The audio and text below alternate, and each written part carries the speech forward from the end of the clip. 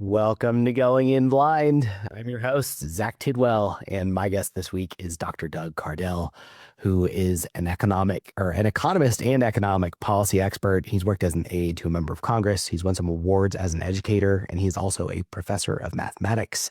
And he's used his background in economics, mathematical modeling, and research to really delve into the reasons why socialism does not work. I think this is an incredibly pertinent topic right now. It's in the zeitgeist in the world. We recently had Zoran Mamdani sworn into office in New York, and I do try and stay away from politics on here, but I think this is a little more than that. So I wanted to do it, and we're here. We're going to talk about his now best-selling book, Why Socialism Struggles. But before we do, I do have a couple quick announcements as usual. Please, if you're new to the show and you aren't aware of the very powerful story behind what we're doing here, head over to my website at zachtidwell.com and read about it there. You can find those links there or to my social media in the show notes. And if you've been listening to the show for a while, if you're watching on YouTube, please hit that subscribe button so that you can get updates about new episodes. And if you're on Apple Podcasts or somewhere else just listening, leave us a rating and review. That helps keep attracting guests like Dr. Doug Cardell to come on here and have these very powerful conversations. But without any further ado, Doug, welcome back. For people listening at home, we did do this. We recorded this conversation several months ago, I think back in October. It's now late January as we are recording, but the conversation was corrupted. And so I had to get you back in here after the book released, which is kind of perfect because now we can dive into that in addition to everything else. So thank you for coming back. Well, I'm happy to be here, Zach. Yeah, I probably started the conversation out this way last time too, but I think it's very important. Can we maybe lay out some definitions, working definitions for socialism, communism, and capitalism, since that's going to be kind of the foundation of what we're talking about? Sure. Socialism is an economic system where the government owns all property and the means of production. And capitalism is a system where those things are all privatized. We have private property and private ownership of companies and corporations and so on. There are some other places that are maybe less prominent. Fascism is very, very close to socialism. It's a system in which the government controls the means of production but doesn't own it outright. So, for example, much of what's happening in China right now is closer to fascism than socialism. Many of the Chinese companies aren't actually owned by the Chinese government, but they are tightly controlled by it. Mm. Another thing we probably ought to define is communism. Communism is a myth. It's never existed and never will. Marx's view of communism, his dream was that they would implement socialism, and socialism would become so wildly successful that the government would just fade away. In his dreams. Do you think he really believed that was possible? Sadly, yes. I think much of the time, socialist leaning folks believe that they have this imagery of a world they would like to see. It isn't typically very well thought out. It doesn't actually, there's no evidence for it in the real world, but they do believe it. One example I've used many times is John Lennon. I'm a big Beatles fan, and I like John Lennon a lot, but John Lennon was not an economist. And so he wrote a song about no property, no religion, no boundaries, no borders. But he titled it correctly, Imagine, because that's what it is. It's an imaginary world. And do I think he believed it? Yeah, I think he probably did. I think he believed that it's at some level, at least, that might be achievable. But all of these, and that's why my book mentioned, in the title, it says, Why Socialism Struggles, Exposing the Economic Errors that Undermine Utopian Ideals. I'm not necessarily criticizing the ideal. That's a beautiful idea. Like it really at the core of, yeah, everyone has everything they need. We don't need a power structure telling us what to do. Everyone's safe. Everyone's taken care of. Like that is a beautiful sentiment. Yeah, but it doesn't match what happens in the real world. And it's never going to match what can happen in the real world because people are people. And I remember when I was probably 12, someone explaining socialism to me, or communism, I don't remember which set of words they were using, and I said, well, that's not going to work. And they said, well, why not? And I said, because it assumes that all people are saints. Yeah, I think And that's here I was as a little kid recognizing that people, you have to have a system that takes what people are and gets the best out of them. You can't create a system that assumes people are something they're not and then hope for the best later. Along the line of definitions, though, I probably ought to throw in one more, and that is democratic socialism. That's another mythical beast, like communism. Where does that come from? Well, I think a lot of people, say Bernie Sanders, for example, that claim to be democratic socialists, what they really are thinking of is the social democracies of Europe. Those are not socialist countries. The prime minister of Denmark, I've got a tape of him doing a 6-minute rant on how Denmark is not a socialist country, never was and never will be. It's a capitalist country that has a slightly larger safety net than those in the US. And I think that's what Sanders is referring to.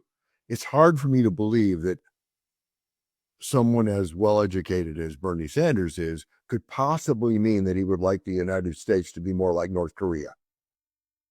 yeah. And well, and I think I guess one last definition, will you define capitalism as well? Yeah, sure. It's a system where the people in one form or another own the means of production and all the property. Which, to be fair, we also don't have a pure form of that, correct? Correct. None of these systems have ever been completely implemented to the fullest. There are a lot of things in the U.S. system that impinge on capitalism.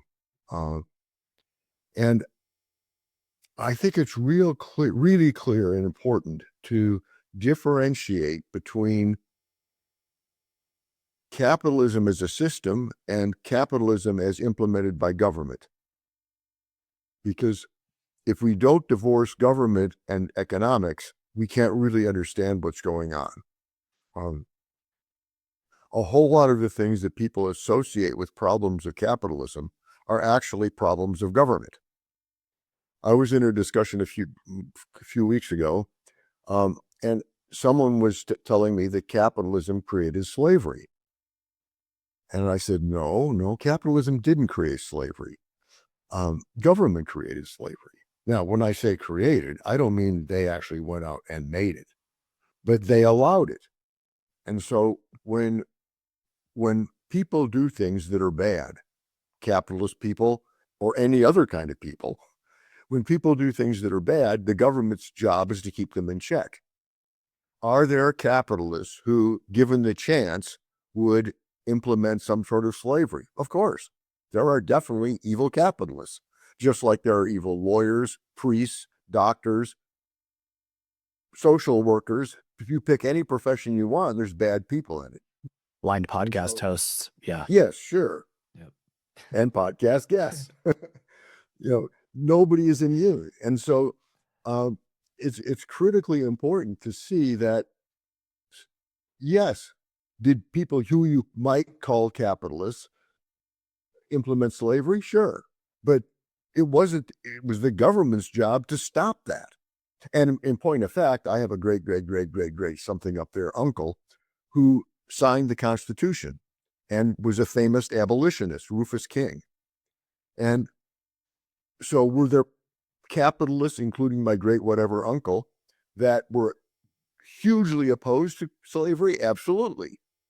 But they don't talk about the good capitalists. They only talk about the bad capitalists. But again, it was the job of government to stop those capitalists. Now, my great uncle actually fought pretty hard for it, for abolishing slavery, until he got to the point where we realized that we were either going to have a country that allowed slavery temporarily or no country at all.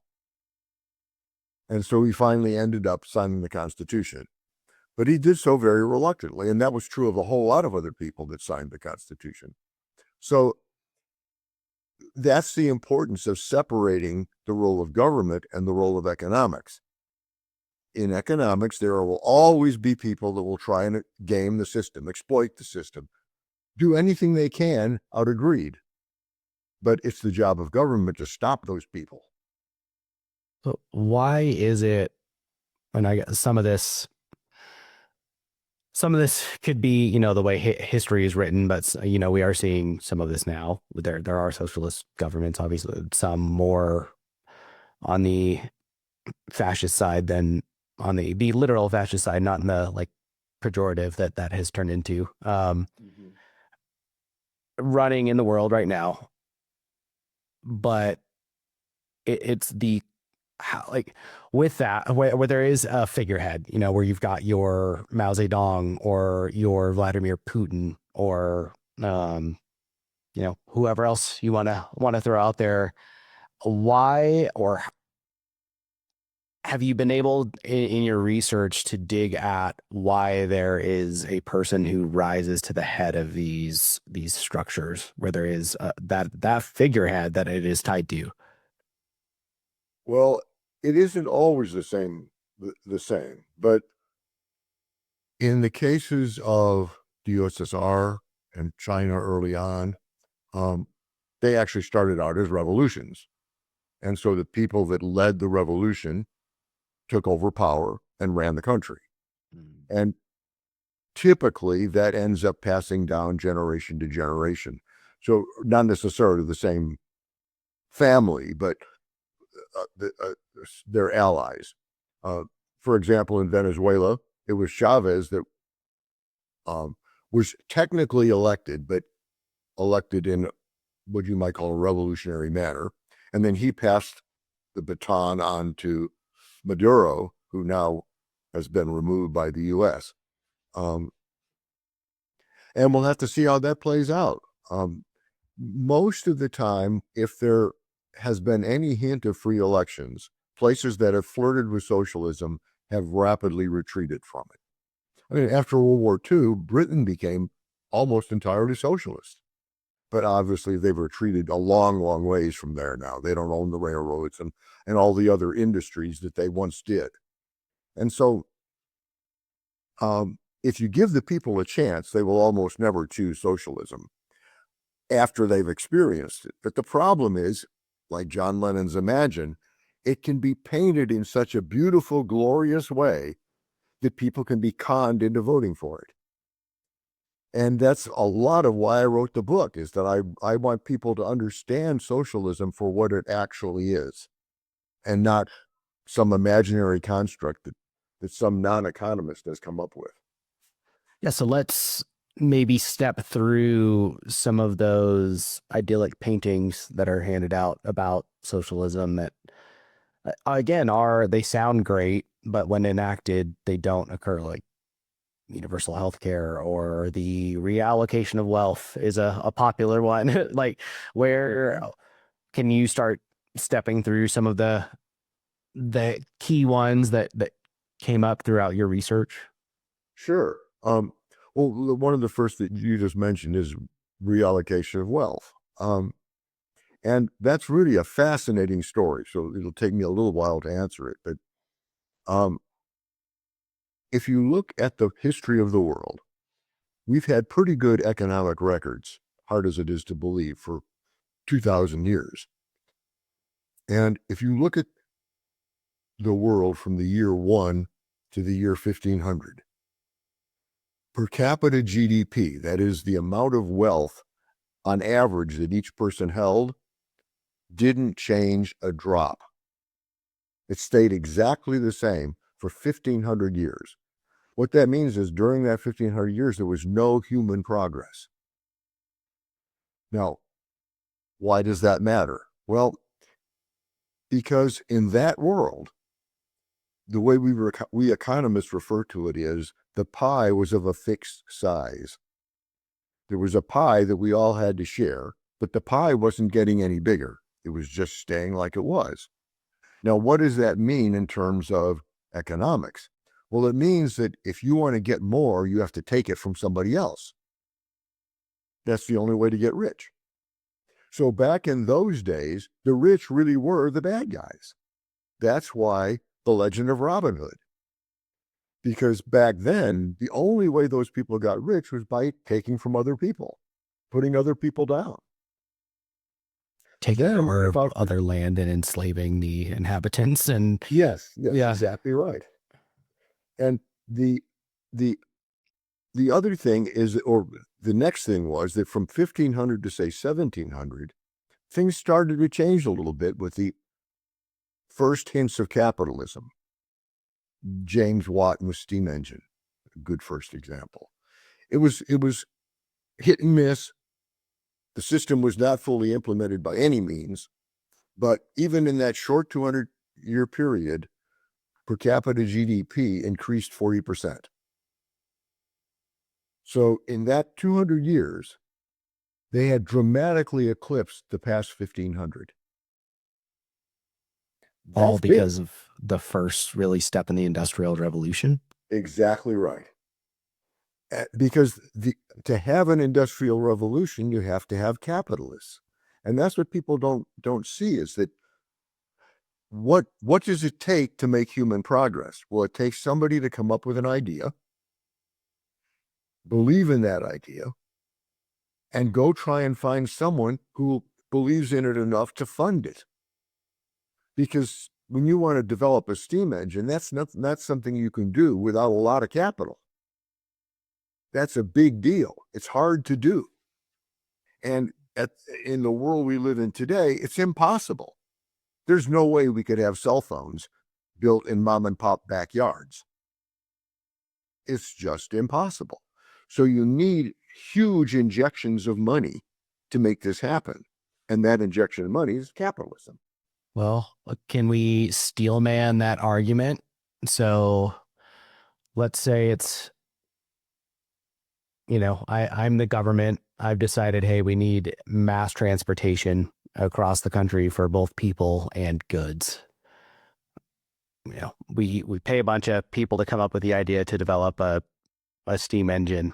That somehow is where we arrive at, which again, that brings up the argument of, well, how do you source those big brains if it's not, if they're not getting paid the dues of being the experts that they are, that comes with capitalism. But to simplify it, if we have this think tank and they come up with that, and now we need a steam engine developed, why can't that government who's done that control all of that and decide that they're going to develop that steam engine?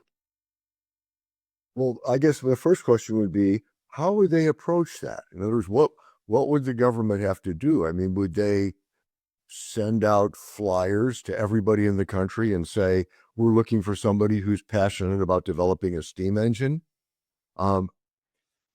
Because usually it starts the opposite way. In other words, there's somebody like Watt or one of his competitors, Stevens, who was also working on it,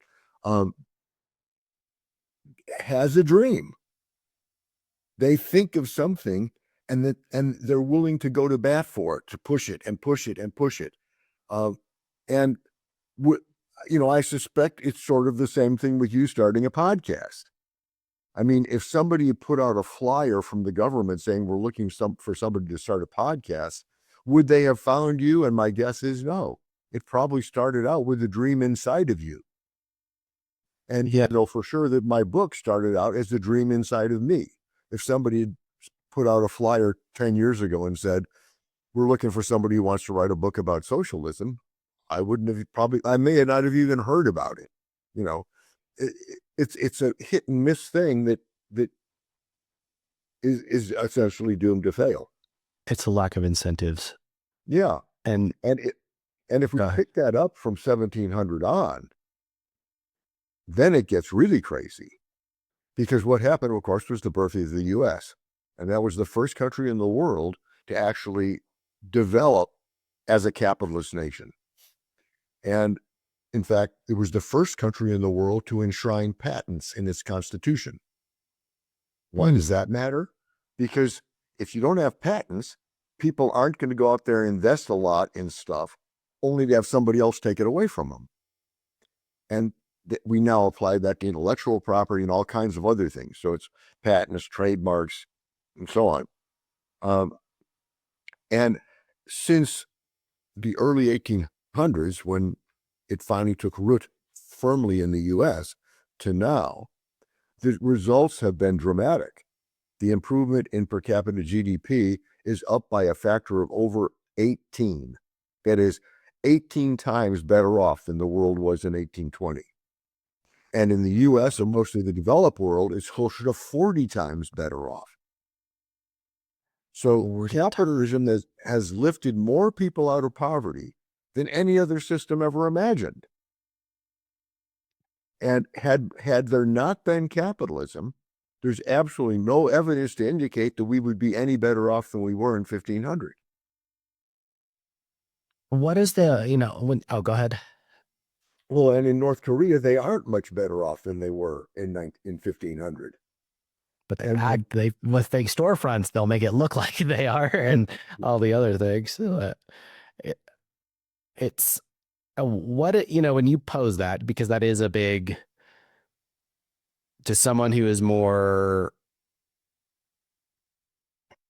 on the opposite side of this, who, someone who does support the idea of socialism and what is pushed as democratic socialism, even though you've already identified that that's not a real thing. I mean, there is the Democratic Socialists of America, like that is a growing party in the States. Mm-hmm. So when if I was one of those people hearing that capitalism has uplifted GDPs around the world by these incredible numbers, like that is an inflammatory statement. So what is the counter argument that you usually hear to that? Is there a way, are there socialist systems that have figured out a way to incentivize the individual like that?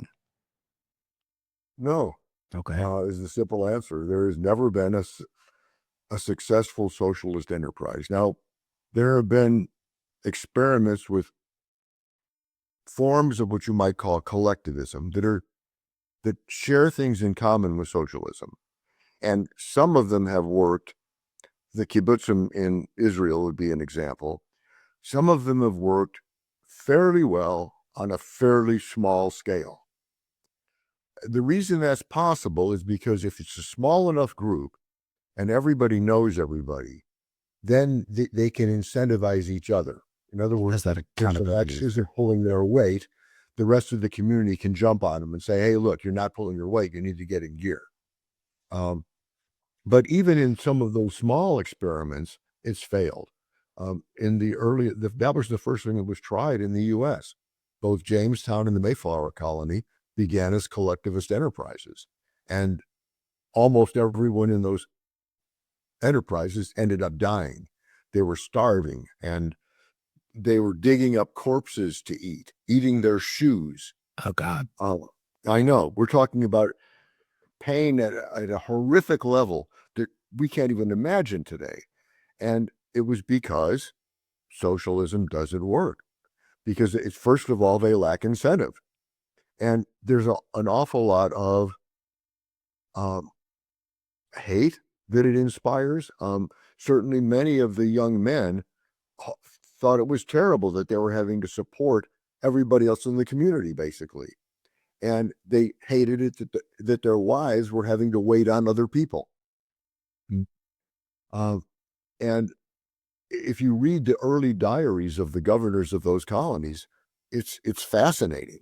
And eventually those governors changed the rules and said, we're going to give everybody their own plot of land and let them approach things the way they want to approach it. And that was the only thing that saved those two colonies. And you said that was Jamestown and what? the Mayflower colony. Okay. God, why doesn't that get talked about? Like that's not something that's taught in schools. I feel like I would remember that. I know. Certainly a part of it is because so much, as you probably know, I practice what's called evidentiary economics. That means I approach economics from the standpoint of where's the evidence? And but too many economists approach it from the standpoint of what would I like to see, and then look for evidence for that, and or look for not even evidence, just make up arguments for why it's better. Um, because it's an incontrovertible fact. Socialism has never succeeded. Now, what you might wonder, well, why not? Well, first, let me say one other thing about capitalism because I think it's important. Most people don't really know what capitalism is, and I don't mean the economic definition, I mean in the broader sense.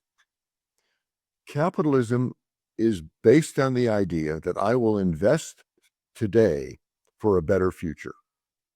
That's all capitalism is really about. And so when our interview is over, I'm probably going to go for a run. Why?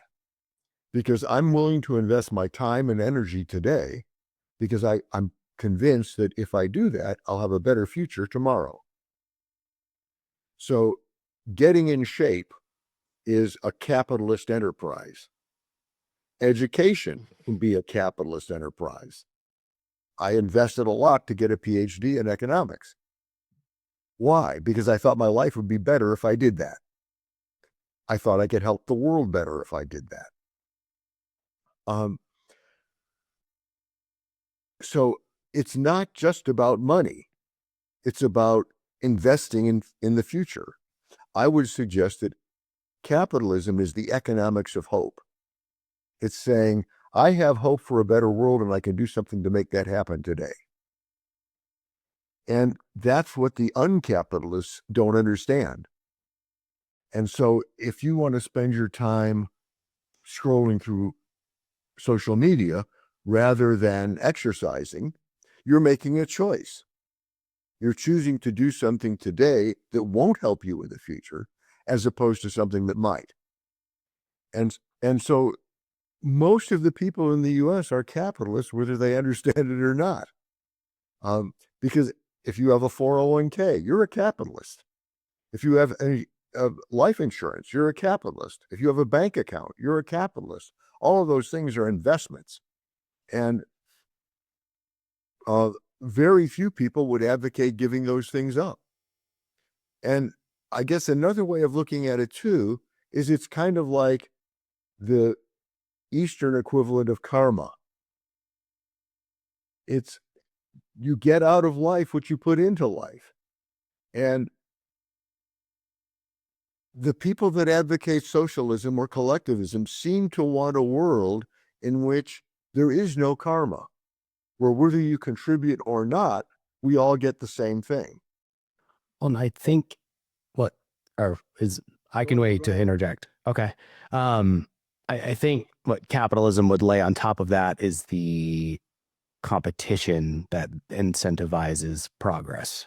That's, and I guess that's what it seems if we're trying to compare it to the idea of karma is that and following along this line of investing in the future, that is that competition is the driver of forward progress and increasing the size of the pie for people to take. And at the same time, yes, the certain people's slice of that increasingly large pie. But I think that's where a lot of the counters come from, or the opposition, I guess would be a better word than counters to capitalism is, okay, well, if there's competition involved, we didn't all start at the same place and we didn't, those who have lost competitions because they were born, after JP Morgan was already set in stone, or, the Rockefellers have already rose to power that, okay, well, this was, I was screwed from the start. So why lean into that, or why participate in that? Why should I have to participate in that? Well, I guess first of all, I would say that competition is not the opposite of cooperation. In fact, competition and cooperation go hand in hand. I've been an athlete most of my life, and I've played on a lot of sports teams of one kind or another. And on every team I've ever been on, you're competing, but you're also cooperating. And that is something that can easily be true of the world. We don't have to compete in a hostile way, and in fact, as an athlete, I never viewed my opposition as the enemy. Yes, I wanted to win, but I was also very respectful of the fact that I was dealing with what you might call a worthy opponent. And there's nothing about that implies that competition is in some way evil.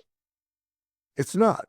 Competition is a good thing, but there's also cooperation that's required, and the two things are not opposites. They're they're co-conspirators, if you will. They And go they feed together. into each other. Yeah. Yes, They're, exactly.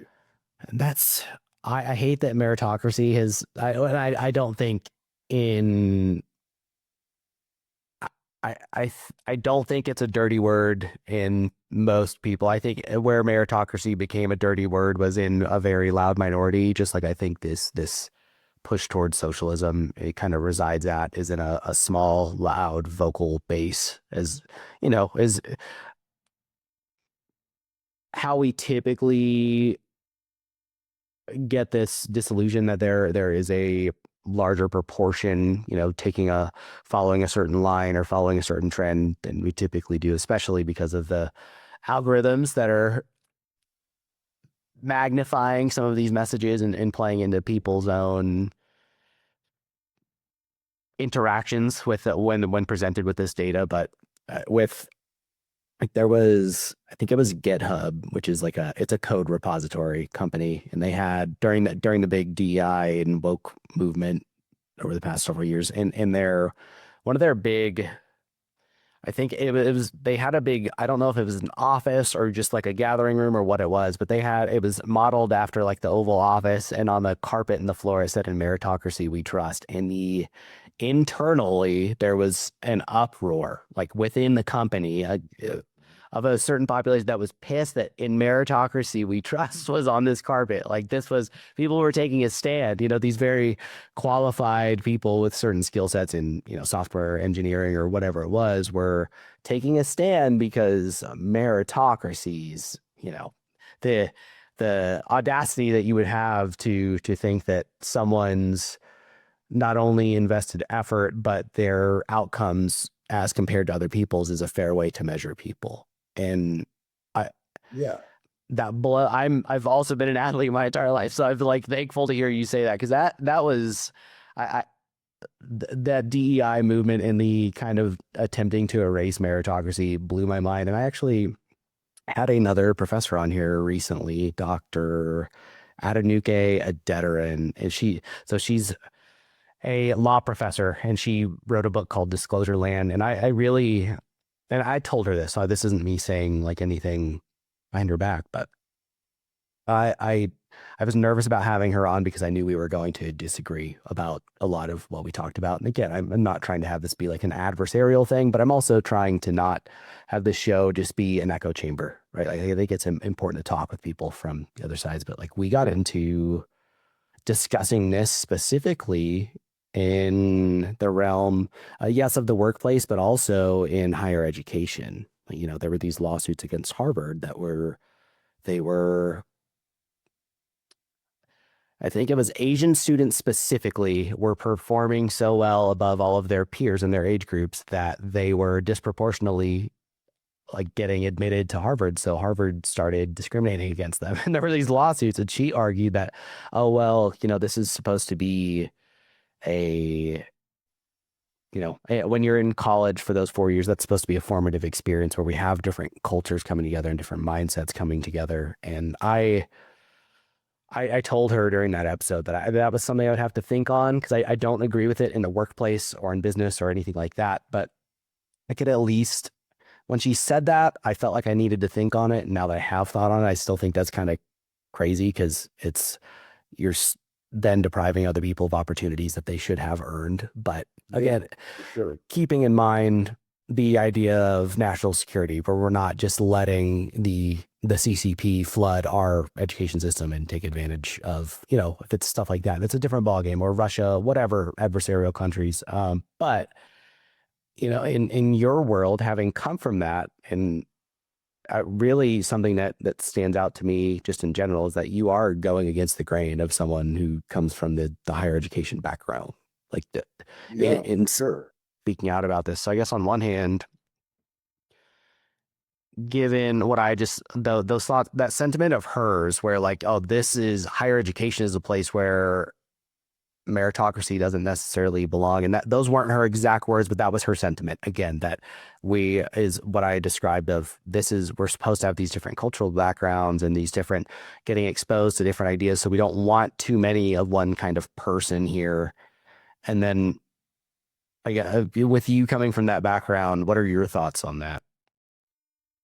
Well, I spent a lot of years in education, and I think one of the first problems is that we have the wrong idea about failure in kids' sports and in kids' education.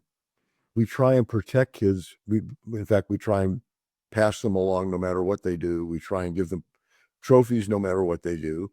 And what we're doing is really crippling children because failure is not a bad thing. Failure is terribly important information.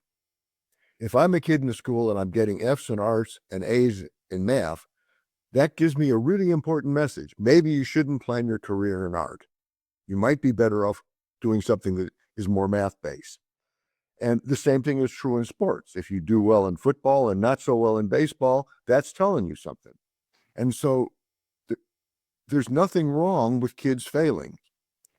And so yes, meritocracy is critical to the individual's development because they have to learn within themselves where their merit lies. And that's hugely important.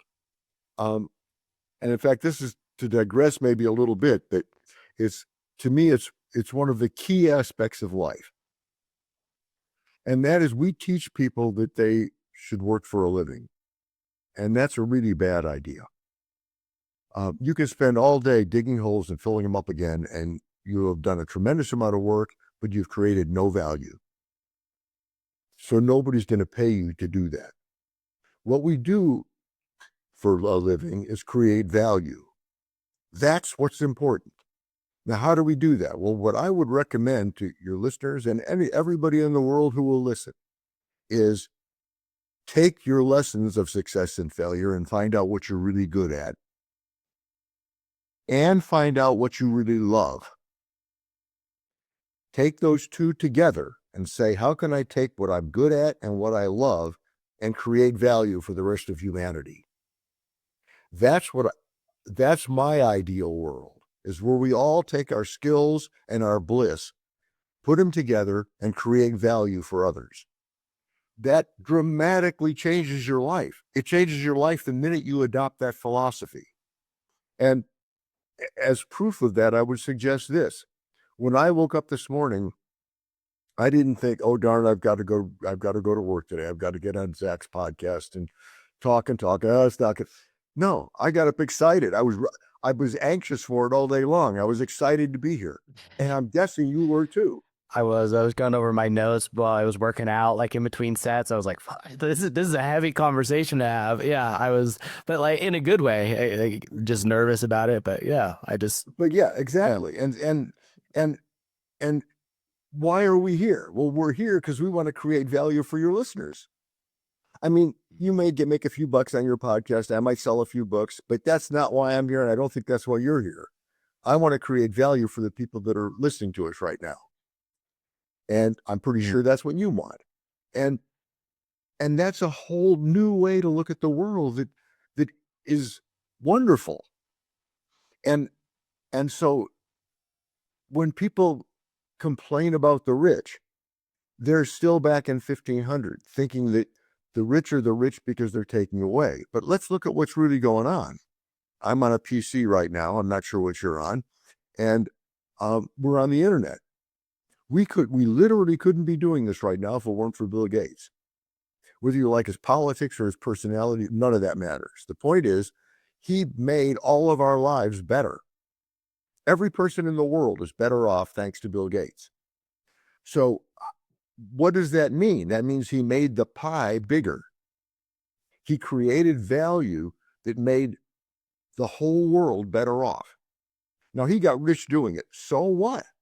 He made my life better. Why would I complain? And he had to have worked his ass off to do that. Yeah. That's right. And he wasn't born rich. I mean, he started in his garage with a computer and trying to figure stuff out and did marvelous things. And that's true of all of the top 10 richest people in the world who all happen to be Americans right now. But say, with Elon Musk, I'm talking, we couldn't be having this conversation if it weren't for Elon Musk.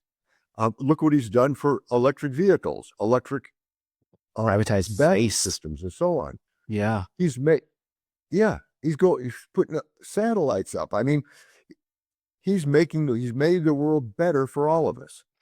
Look at Jeff Bezos, Amazon.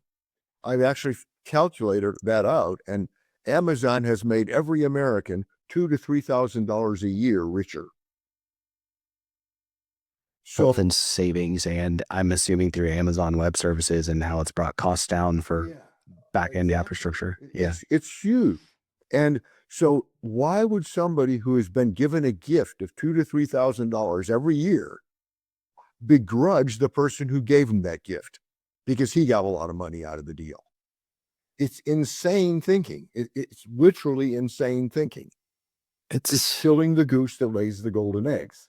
Yeah, but it's an easy way to, oh, I'm disgruntled with my life. I'm going to point a finger at this guy. And, another thing that I probably do like need to recognize again, to be fair, is like, they're, I can't look into their books. I don't know if this is true, but what gets talked about a lot is that a lot of the uber rich do very shady things within, taking out loans against what they already own, so that then they can continue to accrue wealth without paying, income taxes and stuff on it like that. And again, that I think the issue there is fix the laws, maybe not take 5%, a one-time 5% fee on every billionaire in California's net worth and reallocate it to the people. Like that's I don't get where some of these giant leaps come from, but you're exactly right. I mean, that's what we touched on in the very beginning, is that we have to separate what government screws up from what capitalism itself is doing. And if the government makes rules that say you can do this, this, and this, there will certainly be people that exploit them. I'll bet there's nobody in your audience, not one person, that pays more taxes than they owe. I'll bet that's true. Why? Because the government says, here's how much you owe, and we push it as far as we can push it. Many of us pay accountants to push it even further if we can. We will push it as far as the law allows. And so, yes, do rich people do that? Some of them do. And by the way, there are certainly capitalists out there that are doing bad things. I mean, things that aren't helping the economy and aren't helping anybody else. Now, that is not true of the 10 richest. All of them got there by helping the rest of us. So the real way to make a whole lot of money is to find a way to help the rest of the world get better. But again, I think that's what we should all be doing, is trying to use whatever we can to help make the world a better place. And if we were all doing that, the world would be a better place. I understand there are people out there that are struggling, but a lot of their struggle is because they're comparing themselves with other people, as you pointed out. And a lot of their struggle is in not realizing how unimaginably better their life is than it would have been without capitalism.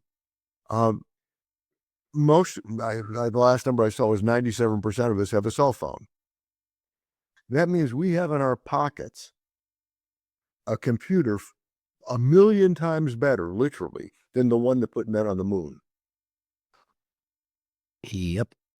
Now, how many people are using that computer to make their lives actually better? And how many of them are using it only to watch social media and uh, movies and TV shows rather than using it as a tool to make their life better? And my guess is not nearly as many as I would like to see. Yeah. I mean, they've got an incredibly powerful tool at their disposal. Yeah. They've got the internet. I've been that person specifically on my last, my last little decline towards my suicide attempt, where I was so miserable in life that then I at one point I was shit posting on social media. Like it was, yeah. I know I had a fake account. I think it was probably all shit posting underneath the fake account because I realized what I was doing was gross. But you're just so miserable that you're like, I'm gonna sling this misery someone else's way and make someone else be miserable too for whatever it is. And I think that's a lot of people, unfortunately. And if you're that person, if you're not exercising, go start exercising. You just got to walk, go start fixing your diet, just small steps on these things. And I don't need to get on that soapbox, but where I was going with that was you've done your time educating young minds in very formative years as they're stepping into adulthood. Like what was your temperature, I guess, taken on the room in terms of being able to instill like that hope? It really is, again, what it all boils down to, everything you've talked about is like hope and gratefulness for where you're at. Like, is in working with the young adults, did you see that as being one, maybe a reasonable place for educators to help shape that mindset, or even for them to be there in the first place? Yeah, absolutely. Uh, I was instrumental in creating an educational program that went for a few years, and it was radically different than normal education.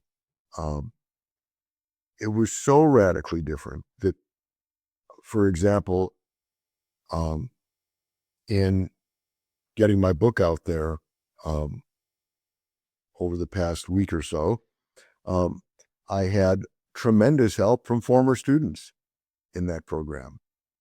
One of the former students in that program, and this is from 20 some years ago. This, this these were recent students, and if you were to look at my Facebook page, you would see that probably 40 or 50% even of people on my Facebook friends, are former students. And one of those former students is actually developing the website for the book. Oh, that's cool. And so yes, is there a way we can do education? Yeah, but first of all, part of it is making it personal. My students from the very beginning were my friends first, and my students second.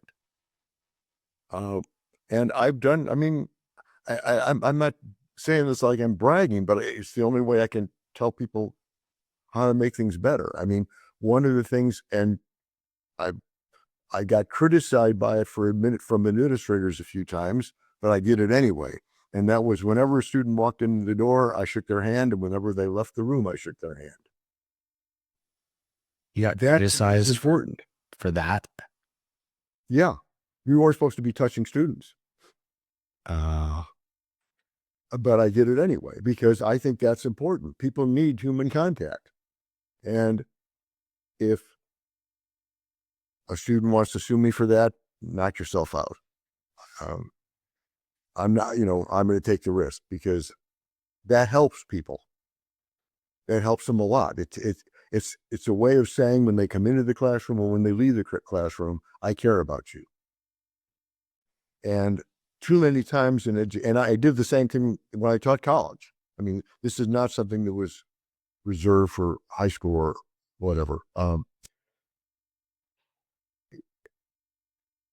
I think we don't do that enough in life. We don't tell people we care about them in really meaningful ways. We may just say it in passing or something, but we don't really make a point of it. I think that's an important point to make.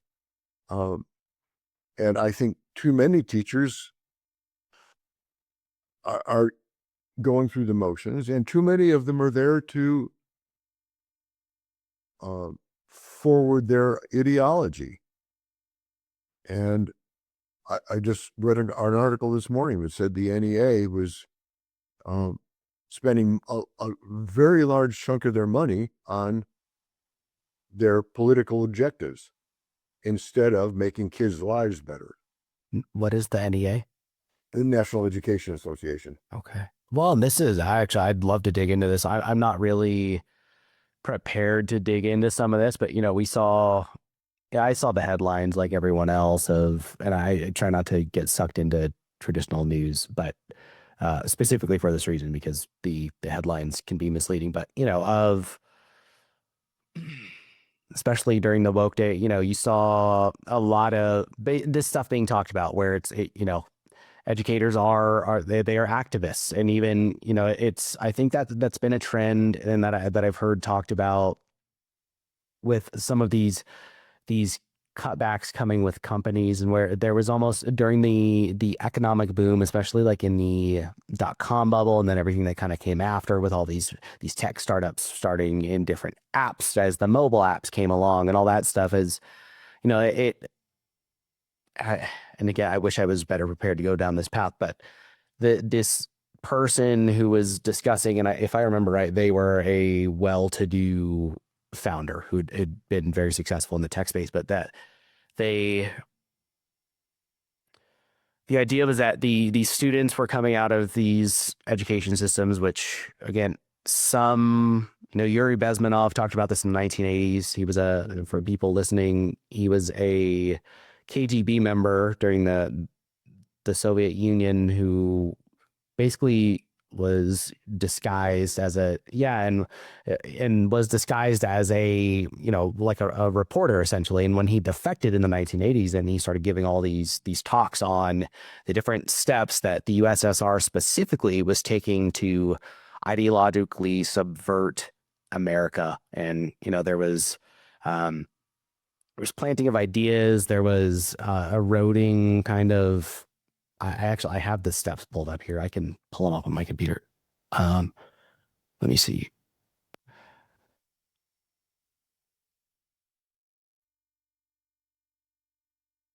Okay. Demoralization comes first. So you're undermining values and like existing ideas in the country, being the US at the time. Destabilization, be it political or economic, which we've seen. And then crisis, being whether that being actual physical crises, if there were talks of the Palisades fires potentially being started on purpose by people, it could be something like that, or whatever, attacks, whatever. And then for normalization, coming in and backfilling these regimes. So like over time, it could have been this we've started to see the shift in the education system where educators become activists, and then as a product of that, their students become activists and go into these companies that have there was just massive wealth available as these companies were coming out of the .com and the mobile kind of bubbles that built up. And they were basically going out of college with this idea that, yes, we can use a lot of that money to then continue to forward our ideas. And that's why you see search engines like Google filtering out things during the elections. I think the man's name was it's either Richard or Robert Epstein, had done a bunch of research into how Google was boosting signals that were pro-Democrat and highlighting everything that was anti-Republican during the elections, regardless of what you searched of. But, we saw this kind of coming along, and now we're at this stage where we're starting to see socialism start coming out of these. It's the same populations coming out of these educational institutions, and it is this funnel that does seem to be like we're working more and more towards the actual, the outlet, the neck of that funnel. And so it's just like, I mean, you commented on these educators that you've seen them being more of this activist realm. Like, did you see that shift in your own you over your career as an educator? Yeah, yeah, absolutely. And I think the toll of that is considerably more than we imagine. I think if we look at the cities right now, that New York City, Seattle, the cities that have gone much harder in the socialist arena, in all of those cities, what we see time after time is that the idea starts with what they call social justice. And so they defund the police. They do um, a variety of things that create problems in the city. And so life for the people in the city gets worse. And so the people in the city demand change, but they don't see that the problem is what the activists created. They think the problem is capitalism. And so they move closer and closer and closer to socialism. And the conditions in their city get worse and worse and worse. So they demand it even more. And I'm hoping that what we will see, for example, in New York, is that we will finally have reached the wall, the place where, and sadly for New Yorkers, I'm sorry, New Yorkers, but I'm telling you what I think is going to happen. It's going to get so bad for New Yorkers that they will dramatically swing back toward free markets and capitalism, because socialism never works. And this might be a good time to segue into why it can't ever work. Because it's not just that it's, I would argue, immoral. It's not just that it's a wrong-headed idea. It's that it's completely economically unsound.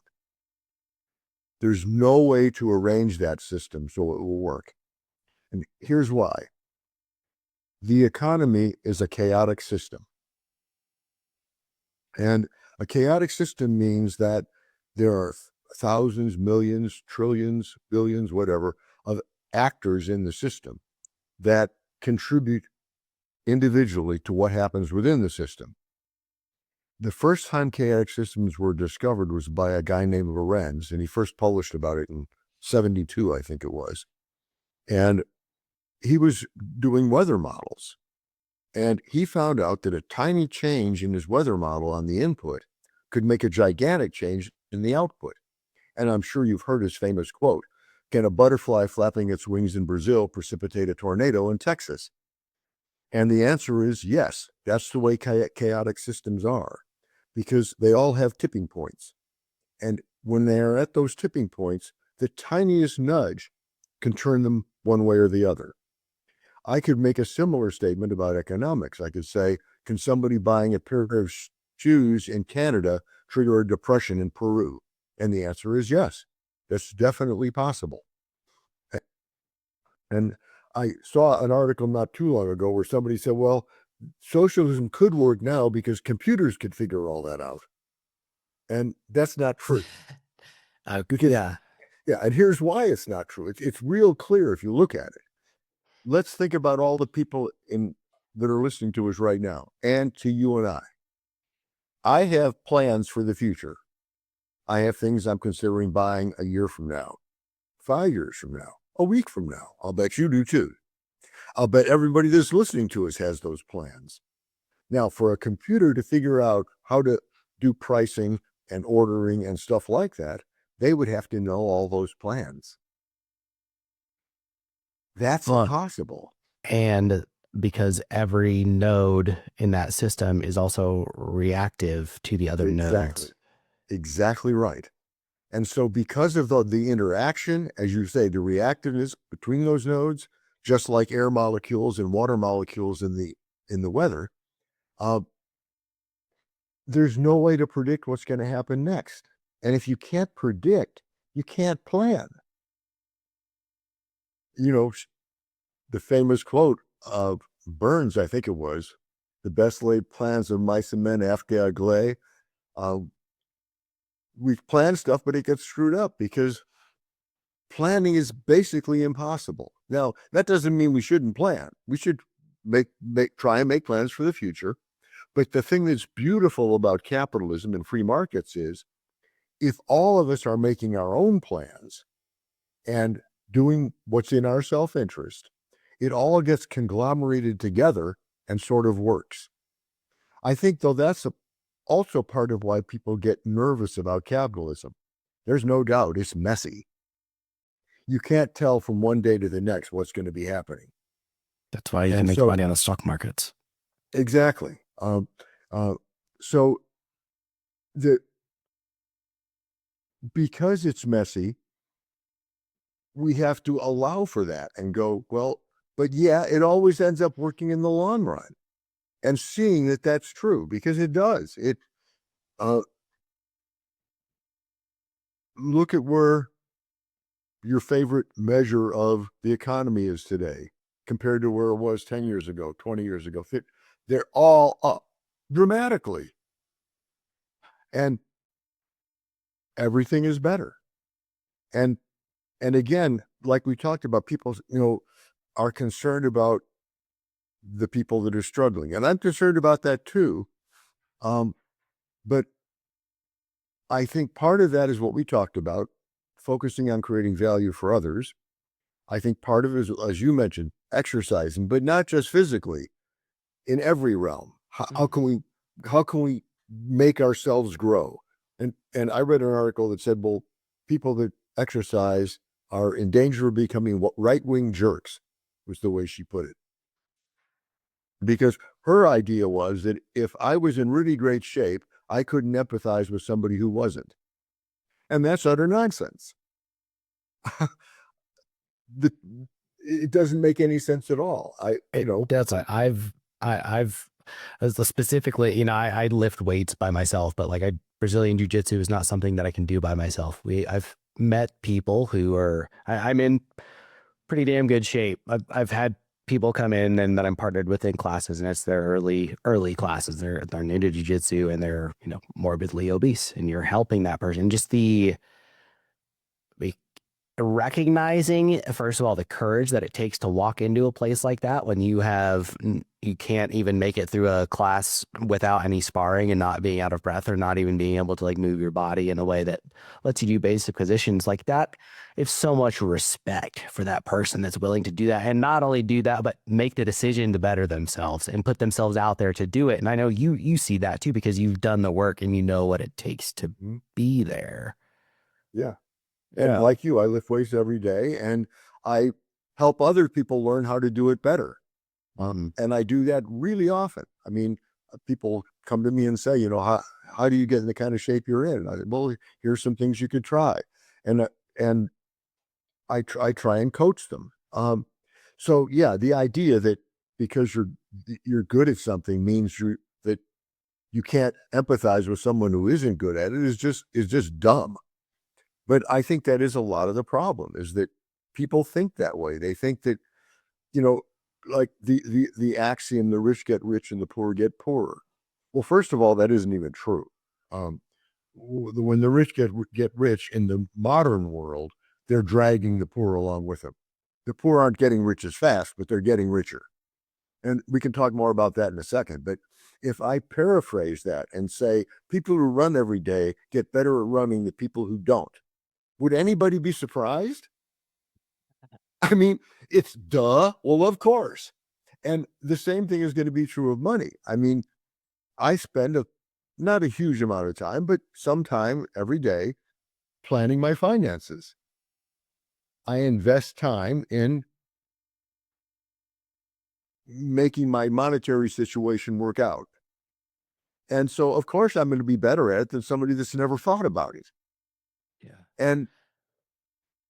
And who would be surprised by that? Like it's just a silly idea. But more important, like another thing I mentioned, the cell phone. Another key thing to look at, people say that housing is too expensive. They're using the wrong ruler. By any reasonable way of looking at it, housing is cheaper now than it's ever been. And here's how we know that. When I was a kid, my family of 6 grew up in a house with 941 square feet. Okay. Now, by today's standard, that would almost qualify as a tiny house. Not to mention the quality of materials and the technology that's built into that house today. Exactly. And yes. That's where I was going next, is that house didn't have air conditioning. There was no such thing as central air. I'm 77 years old. When I was a kid, there was no such thing as central air conditioning. There wasn't central heat. There was a radiator in every room. There was no dishwasher, no dryer, no microwave, none of the things that we enjoy today and would be a standard part of any house you were to buy. Furthermore, the size of houses has just about tripled. Plus, in that house, I was part of a family of 6. Now it's more typically a family of 3. So now if you measure in terms of square feet per person and convenience per person, housing is far less expensive than it's ever been before. And in fact, if we want to plan for that, a person today could buy a mobile home, a manufactured home, for under $100,000, bigger than the house I grew up in, with all of the bells and whistles that I didn't have when I was growing up. They could buy an acre of land for $10,000, put that manufactured home on it, and for $110,000, they could be way better off than I was as a kid. Well, and I think something that I was going to bring this up when we were talking about the reactionary systems of what, a free market economy really has, but also even here with the idea of, cost of living being, or I guess rent or home ownership, whatever we want to call it, specifically cost of living being so high, is that the counter to that would be, well, a socialist government has price controls in place, and especially because they're controlling everything. So then what do you say to that? Where, well, we don't need these costs to be going up because we could all have the same slice. We could all have the same space and not have to worry about paying for it, and that's taken care of. Well, again, first of all, it is cheap. The price is actually going down, not up. That's the first thing to understand. The second thing, and there's another factor in that people don't appreciate, and that is the value of labor compared to the value of goods. And back 100 years ago, goods were terribly expensive compared to labor, which meant you had to work way more hours to get the same thing than you might later on. In about, I think it was 2015, that we crossed the barrier. The value of labor became more than the value of goods, which means that now every hour you work buys more than it ever has in history. That's another huge thing that people don't know about. And that's why we don't need such big families. We can get away with less people in the family. Exactly right. Exactly right. It changes the entire dynamic of the world. Now, in terms of things like rent controls, look at New York. Rent controls never work. Why don't they? Because think about what's going to happen. People are engaged in building dwellings for people to live in. Now, what person in their right mind would invest $1 million, or probably more like 40 or 50 million, to build an apartment complex, knowing that if they charge what it takes for them to recoup their $40 million investment, that the government's going to come along and put in rent controls and make it so they can never recoup their $40 million investment. And that's why what happens. Yeah. Then the landlords stop fixing up the place. They let it deteriorate because they aren't allowed to charge enough to even pay the taxes on the building. Well, and other entrepreneurs are like wealthy people are going to start leaving that area. That's how they're going to go do that somewhere else because that's right. And so it's going to make the situation worse and worse. So the government will do more, which will make it worse and worse. And that's why I said earlier, I feel sorry for the people in New York City. I don't see a happy future there. And the NYSE just moved, the New York Stock Exchange just opened an office in Dallas, and it's probably going to become the main hub soon, because nobody wants to stay in New York. And the only people that are going to be left are the people that can't afford to get out. Which is a horrible position to be in. Yeah. It's just horribly sad. And, I think they're, and you mentioned people leaving. There's what's called the U-Haul index, and U-Haul actually keeps track of that. And all of the blue cities and states are the places where there are one-way trips of rentals for moving stuff out to red states. U-Haul reports that? Yes, they do. Whoa. And it's huge. I mean, the people vote with their feet.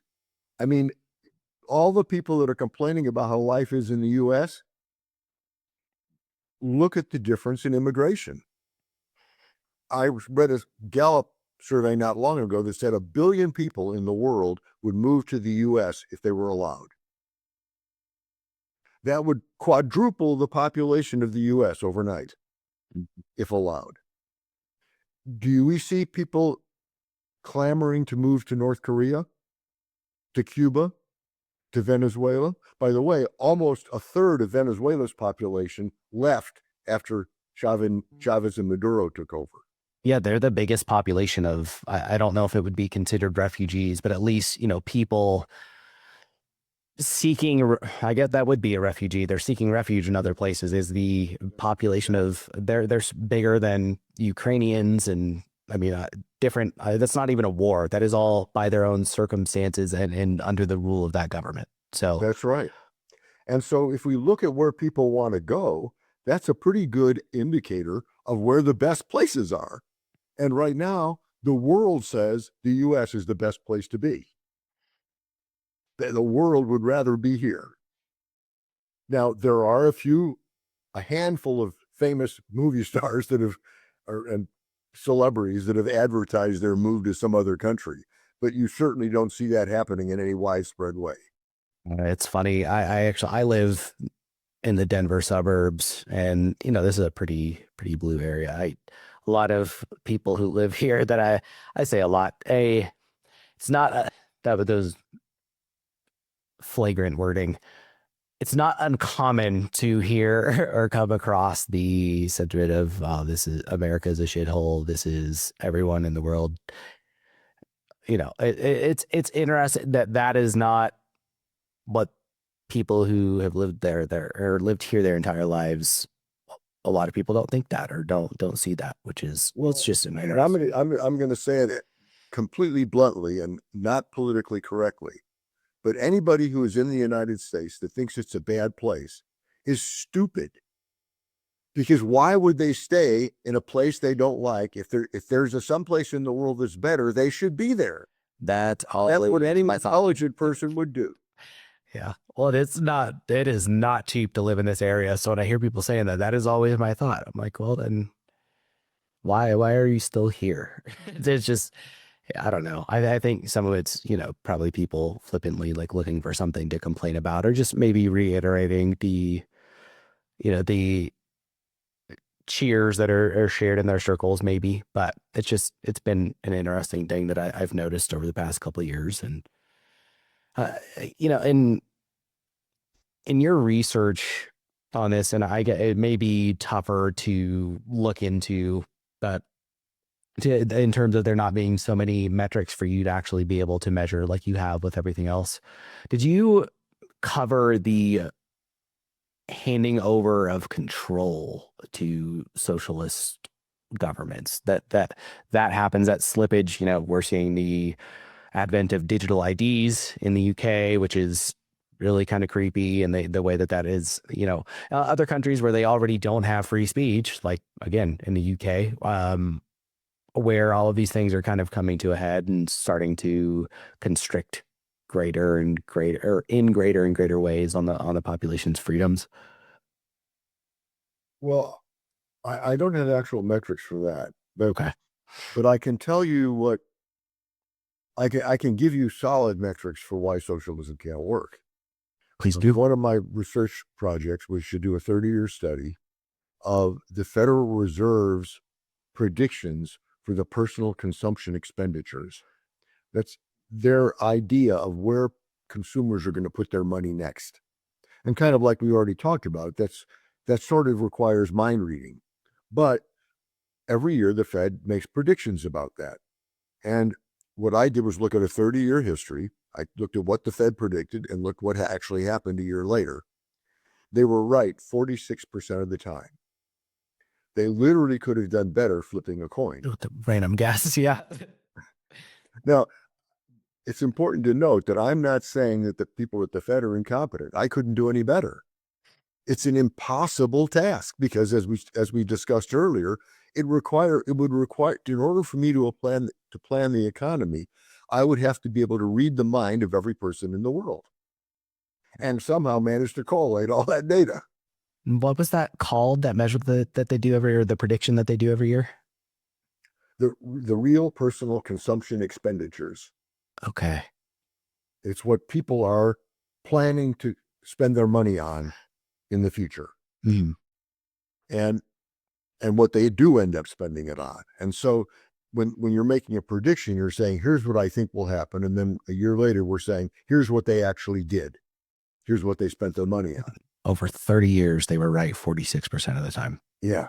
And so that's why socialism can't succeed. It's not that even if you believe the ideals of it, you're asking for something to happen that is clearly impossible. Because now, what ends up happening, of course, is that they don't have to make predictions. In North Korea, they don't have to worry about what the people are going to do next because they're going to tell the people what to do next. And if they don't do it, they're going to die. Yeah, they're already starving to death and don't have the energy to revolt. And, they've been turned against each other so that they're telling on each other and sending each other off to death camps and to protect themselves. Yeah. Huge black market. And if you get caught using it, if you get caught buying a CD from the US, it's a death penalty. Yeah. And yeah, not unlike in the Jamestown colonies, there are documented instances of people selling their children to other people so the other people can eat them. I know. And it's rampant with pets selling their dog to the person down the street so that the person down the street can eat your dog. Socialism produces a level of poverty that is we can't even imagine it. And so, and people talk about income inequality. If you look at any measure of income inequality, the socialist nations are they're at the extreme end of the worst. You can't get worse off than Kim Jong-il living in a mansion and being surrounded by every pleasure he can imagine, and the people living on $2 a day. Yeah. So and that's I think another important thing is it's more than just a larger gap. It is that many, many more people are on the very low extreme of that. Absolutely. And people here don't know about that and therefore can't appreciate it. They, the poorest person in the country today is far better off than a huge percentage of the world. Oh, And particularly the world in socialist countries or at the other extreme, failed states where there's no government at all.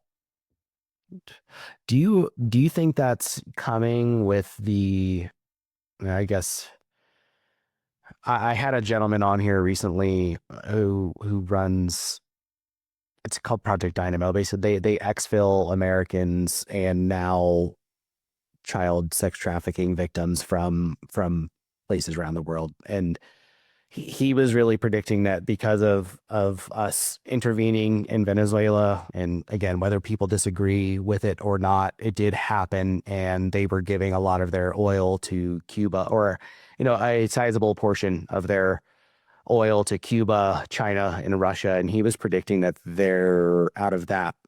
Specifically, I believe he predicted that Cuba and Russia would be falling as downstream of this. Have you thought about any of that at all? Sure. And I think I think it's likely to affect Cuba more than Russia.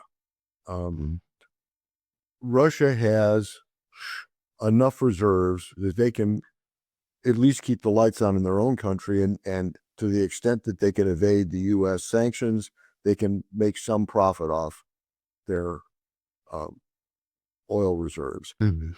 Cuba has to import, and most of the world has embargoed Cuba, so they can't import it from a lot of places they might like to. And Venezuela was indeed supplying a lot of that. And so, yeah, I think Cuba will be particularly hard hit. Um, and So go ahead. go ahead. Well, I was gonna because you had mentioned failed states, and I brought that up specifically because of that. So, what Mhm. to follow this thread further of economically, what do you see when there is a failed state like that? Well, people think, I had somebody critique me not too long ago saying that I was in favor of what I think called runaway capitalism, or um, unrestrained capitalism. I forget the exact phrase he used, but and that nothing could be further from the truth. We need government. A failed state is a place where government isn't strong enough.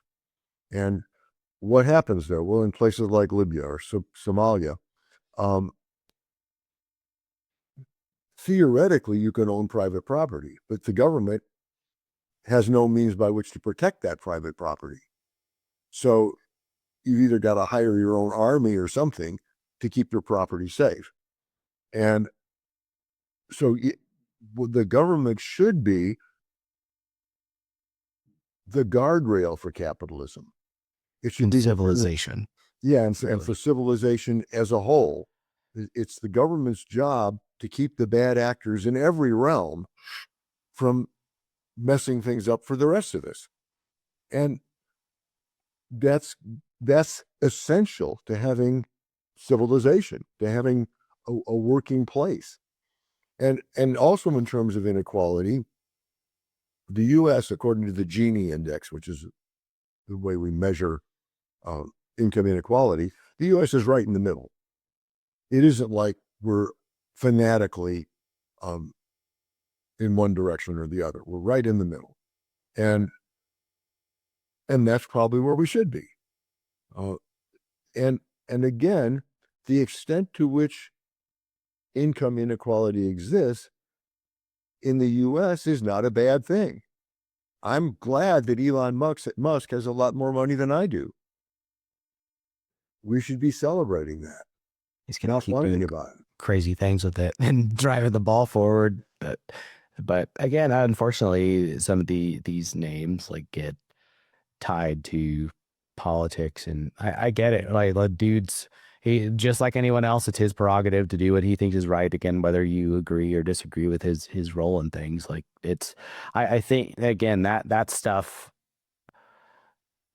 in some people's eyes that completely erases everything that these people have done, and Yeah. for civilization as a whole and the human race. So it's just Mhm. it's a weird. I think that's the unfortunate side effect of the tribalism that we, for whatever reason, as humans, still fall into because it hasn't made its way out of our genes yet. But why else, man? We got about half an hour left here before I need to start closing this thing up. Like, what are some of the other big reasons that socialism fails that we haven't talked about already?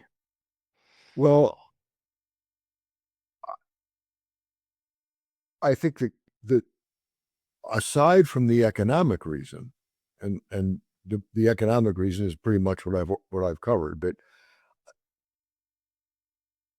is the issue of freedom. People want what they want. That's why every socialist country has a huge black market. And that's why the government punishes that black market, because uh, people want CDs from the U.S. and they want the latest in fashion from somewhere.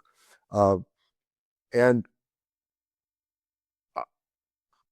although there's an interesting dichotomy here that I've thought a good bit about, but I want to spend a lot more time thinking about it. And that is, it appears to me that we are conflicted within ourselves, that most of us, maybe all of us, have this insatiable desire to be free.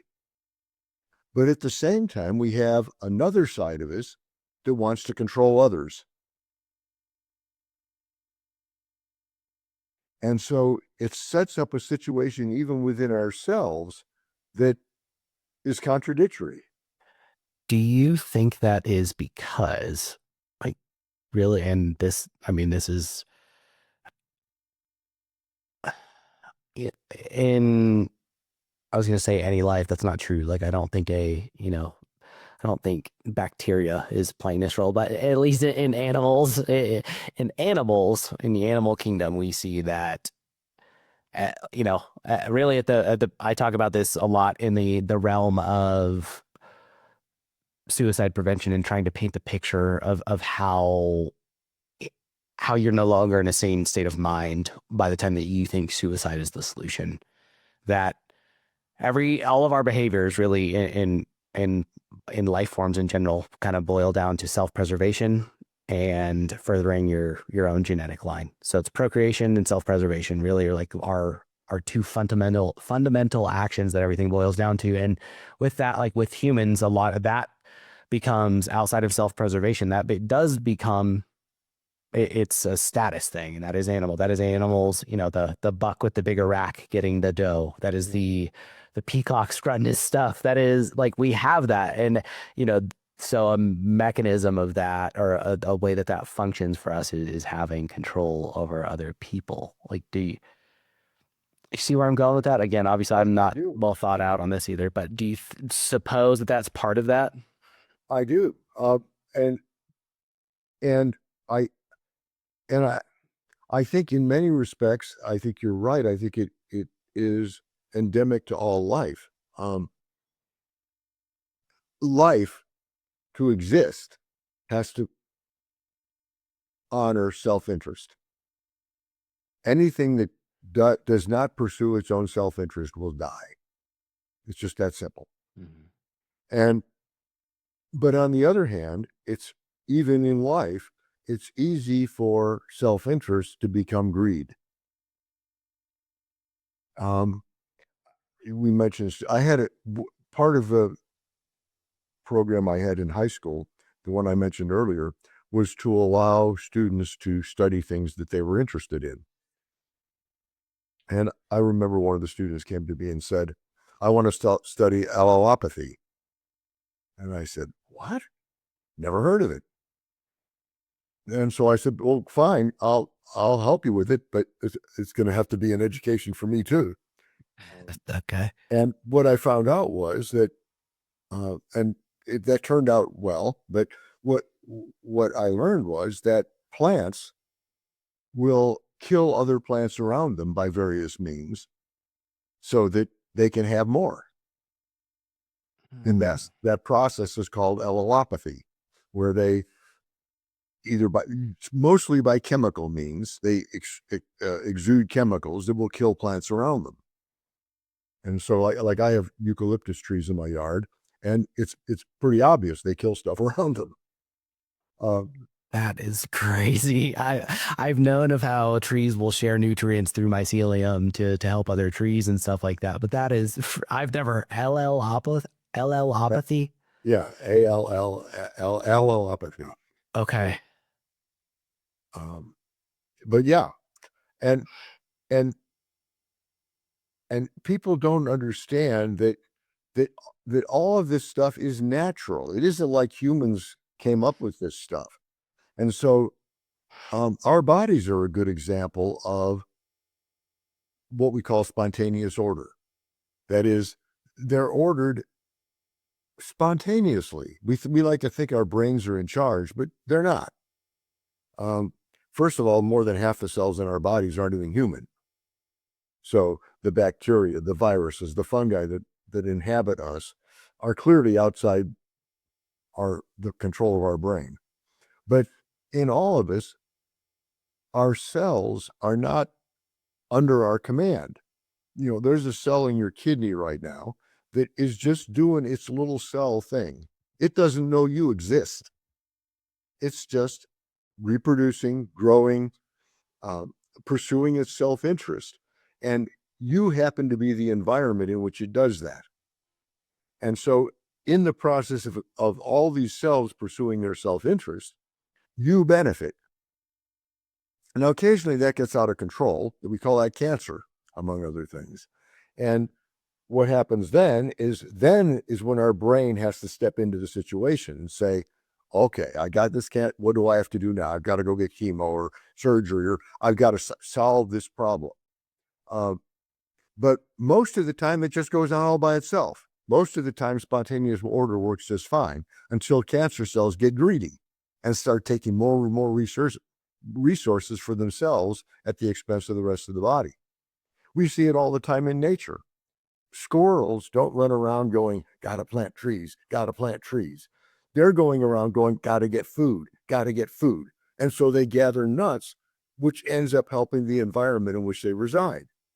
The same with bees. Bees aren't going around trying to pollinate flowers. That's not their job. Their job is to collect honey. It happens that they pollinate flowers by doing that, and so spontaneous order keeps the entire environment running smoothly. And there are just so many examples of this in nature. We have horses, and if you have a herd, we don't have a herd, but if you did have a herd of horses, they almost always move within the herd. They are in constant motion. So what will happen is if the herd senses some sort of a threat from the south, all the members of the herd will start circulating through the herd, trying to move to the north. They're pursuing their self-interest. Yeah. But the catch to that is, in doing that, they reduce the average amount of predation. That is, the entire herd is better off because the whole herd is individually pursuing its self-interest, because everybody spends less time at the back. And Well, go ahead.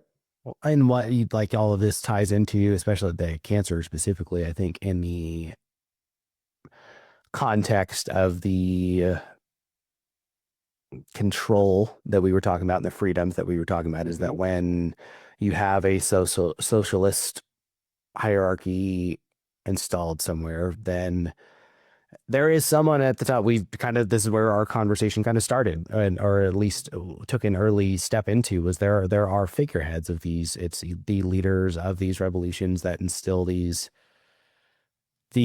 governments, or since our government likes to set in place a lot of these people. Maybe they didn't really necessarily get there through naturally occurring means, i.e. Venezuela, Iran.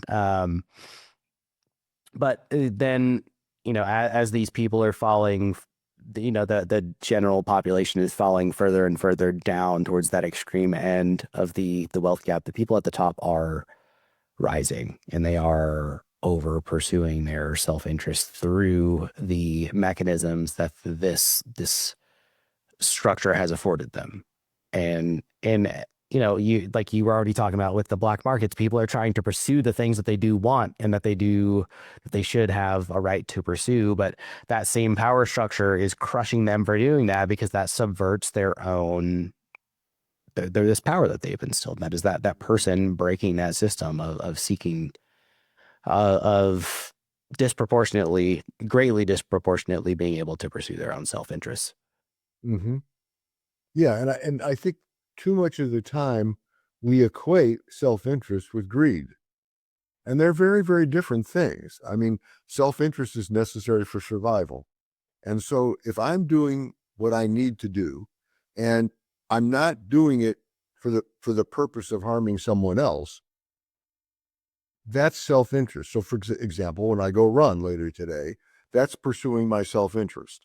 My running doesn't hurt anyone else. Now, it may be that there will be people out there that will feel bad because I'm running and getting a result that they wish they could get without running. And well, that's life. But if I could find a way to run with the intent of hurting other people, that would be an example of greed. In other words, greed is when you take self-interest to an extreme and say, not it's beyond just self-interest, it's self-interest that I am willing to do anything to achieve. And most of us that have morality understand that that is not the way to do things, that there's a limit to what our self-interest can allow us to do. And that's why in most, greed is what's called a foundational sin or something like that in most religions, because it leads to all the other problems. Yeah, and to reconcile that with some of the stuff that we've already talked about, maybe these, the people taking issue with, you used our top 10 richest, at least publicly, top 10 richest people in the world, or, people taking an issue with them having done that. And yes, there were obviously their own self-interest in getting rich and stuff like that, but they did.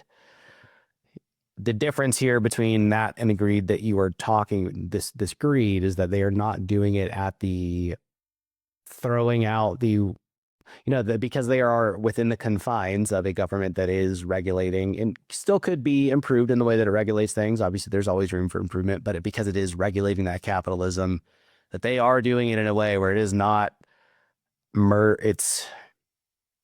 I guess I was about to say it's not killing people. That's not necessarily true. We've got people mining conflict minerals in horrendous conditions around the world on behalf of some of our companies. But the idea there is that is the separation between the individual being greedy and the individual producing value for the world as a whole that contributes to this larger system. Yeah, exactly. And that's a critically important distinction. And it's important to keep the separation between the political or the governmental and the economic. Yeah, another thing that I think is really important is to differentiate the government's role between that of regulation and that of interfering. When the government messes with interest rates, that's not regulation, that's interfering. And that doesn't end well. I mean, most economists today agree that it was the government that caused the Great Depression in the 20s. They made a bunch of really, really bad mistakes with their tinkering that caused there was an initial problem that would have gone away very quickly if they hadn't taken the steps they took to try and fix it. A lot of what caused the 2008 housing crisis was the government trying to interfere in the economy by pressuring lenders to make loans to people who shouldn't have had them. Yeah, who were evaluated to be a very, very poor risk. And so when those very, very poor risks failed to pay back the loans, things were collapsing. And so government regulation is necessary. It's a good thing. It keeps the bad actors in line. Government tinkering is almost always a really bad idea. It makes things worse because of the failure of the ability to plan what the consequences are. There are just too many consequences to any action that can't possibly be predicted. And in that environment, it's best to not tinker with it, because the economy as a whole is far more robust than anything the government can plan. Like the spontaneous order of the human body, if tomorrow I lose my right arm, I won't like that. But on the other hand, my body will recover. And I'll probably be able to go back to a pretty much normal life after not too long. And I mean, that's like maybe 15% of my body gone and I can recover from it. The same thing is true in the economy. When businesses, we interfere to try and protect businesses. If they're going to fail, let them fail. There's too big to fail is a wrong idea.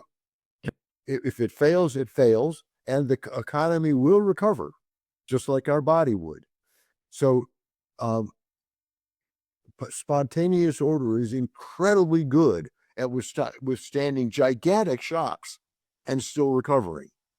The government is really bad at figuring how to respond to those gigantic shocks because there aren't enough actors working on the problem. Look, Yeah. And the Dow 30, when it was conceived, if people's perception of capitalism was correct and those 30 companies were that powerful, they'd still be the same 30 companies, but none of them are the same. yeah, Not one it's of the original Dow 30 is still in the Dow 30. well, and it's as simple as you've done such a good job with everything here in really breaking down what are entirely foreign concepts of economics into things that are entirely humanly relatable, i.e., not giving kids participation trophies, letting them fail. We need that in terms of human development. And these are the say, it's funny how these human traits still apply to human created contracts. It's, but it makes it all so approachable for people. I mean, I think people are going to get a ton out of this, and obviously your book is going to even be a better mechanism for this. So hopefully this sends everyone that way. You've already mentioned here we're 6-7 days into its release, and it's a bestseller right now on Amazon, which is freaking wild. Where, as we start to wrap this thing up, where, well, I guess one, is there anything else that you need to mention here to put a bow on this? And then where can everyone find you and why socialism struggles? Well, I guess I would say that capitalism is the economics of hope and socialism is the economics of despair. And yes, I'd love it if they bought my book and read that. They would understand it a lot better than we've had time to present today. I also have a website, dougcardell.com, and a lot of these things I talk about there. I try and write an article every week or so. And it follows along. I've read a good amount of your stuff in preparing for our conversations, and it's sticks along that line that you talked about, where you're standing out from the typical crowd of trying to find evidence pointing to an outcome that you wanted to find. You are trying to just do evidentiary economics, like you touched on in the very beginning, and it's a cool thing, man. I really, and again, I think especially when taken into account that you have gone entirely against the grain from in terms of where you come from professionally. I just in speaking out about this stuff and in sharing your own views on things, I think it's very. I have a lot of respect for you and for what you've done, and I just again I hope this sends loads of people your way because I was excited to see where this all goes for you. Well, and the same thing is true in reverse. I mean, without a platform like yours to talk to people, going against the grain wouldn't be particularly effective if I was always yelling at myself in the mirror. That's fair. Yeah. So yeah, I'll have your website linked in the show notes. Anything else here before we wrap this up? No, just to thank you for giving me a wonderful time. We've had a great conversation. And I've enjoyed every minute of it. I have too, and so thank you again for coming on. Thanks for navigating the tech issues with me. Sure, you bet. Anytime. And thanks everyone at home for listening to another episode of Going In Blind. This there's a lot to pick apart here, but Doug did an incredible job communicating it all. So I think you probably were able to follow along with it as well as I was, barring that you weren't multitasking in too many ways while you were listening. If you loved this conversation, I think it is a very important one for people to hear. So be sure to share it around. And before you do, if you're watching, hit the subscribe button on YouTube. And if you're on Apple Podcasts or Spotify, go ahead and leave us a rating and review. I will see you next time.